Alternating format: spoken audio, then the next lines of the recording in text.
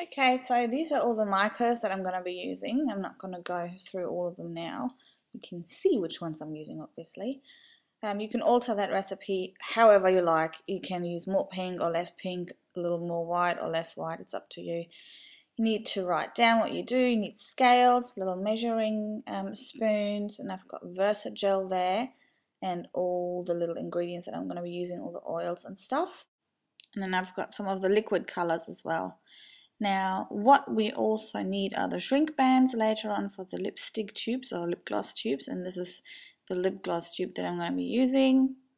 Gloves we need, and a little syringe to basically pull out any oils or put it in. Here we start. So I'm going to use 10 ml of castor oil. I'm going to get it out with my syringe. I'm going to put all the measurements and everything that I've used down the bottom as well, if I don't say exactly how much I'm going to use.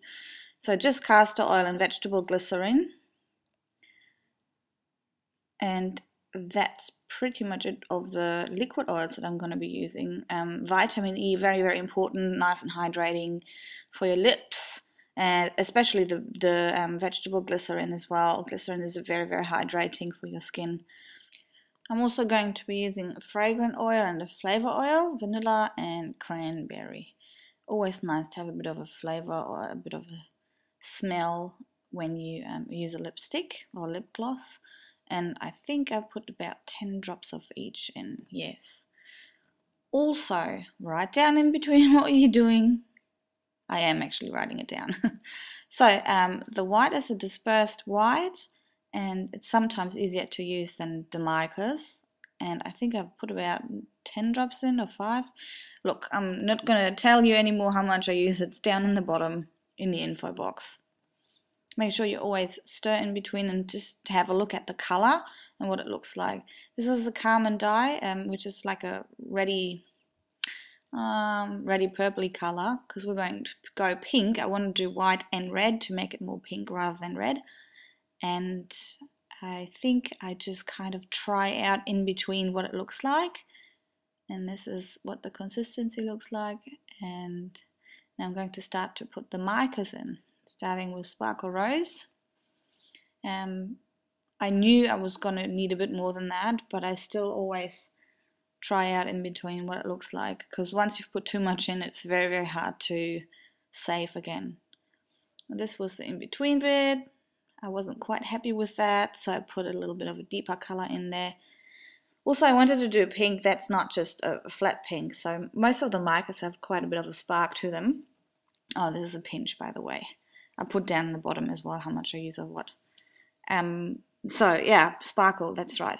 The gold sparks is absolutely gorgeous. I use that in all my lip glosses and lipsticks. I put it in all the time because it just gives that nice shimmer. It doesn't look sparkly on your lips or anything. It just gives you that nice sheen. And I think this is pretty much the end result now. Just checking the color. Yeah, that's the color I want.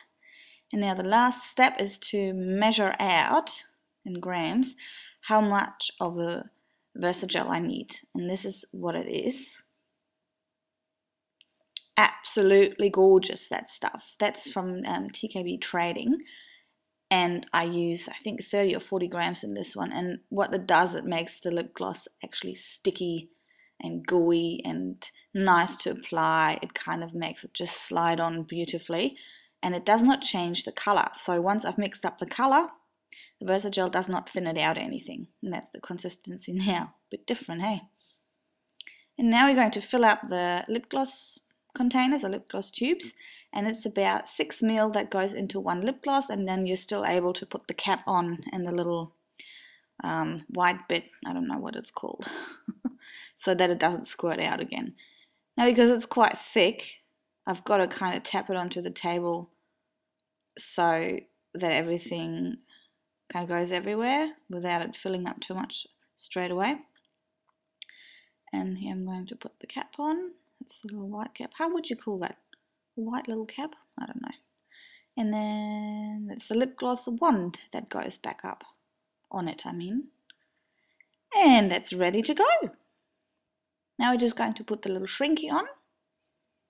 Make sure when you do that you clean it nicely if you do want to sell them, which I'm doing here. And then my camera ran out of battery, but what you do now next is obviously heat it up so the shrink band actually shrinks around it.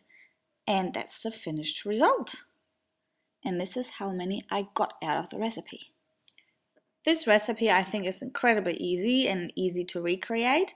I have done other recipes for lipsticks in different consistencies, lip glosses that are a lot more complicated and they would have taken forever to show. So whatever I've used, whatever I got, anything will be listed down in the info box.